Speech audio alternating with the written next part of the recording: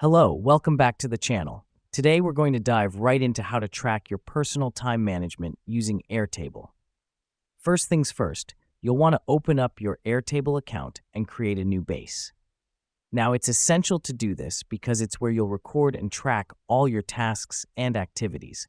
It's like your personal digital planner. Now that we've done that, let's move on to the next step, creating your tables. For time management, you'll need two main tables, one for tasks and another for time logs.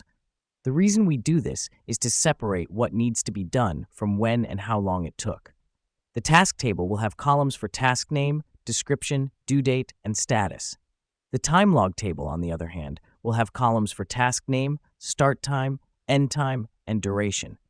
This helps us because it gives us a clear overview of our tasks and time spent, making it easier to spot patterns and improve efficiency.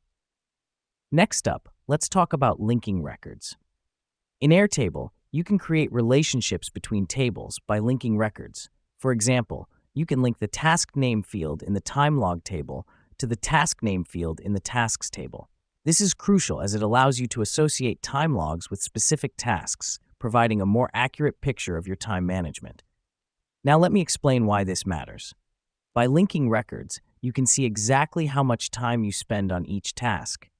And if you're consistently going over the estimated time, you'll know that you need to adjust your planning or your task execution.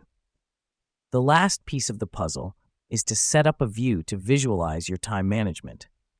You can do this by going to your time log table and creating a calendar view. This will show you when you're spending your time and can highlight any potential issues, like if you're working too much on certain days or not enough on others. And there you have it. By following these steps, you can effectively track your personal time management in Airtable. Remember, the main goal here is to gain insights into your time usage and find ways to improve. So that wraps up our quick guide on tracking personal time management in Airtable. I hope you found it useful, and I look forward to seeing you in the next video.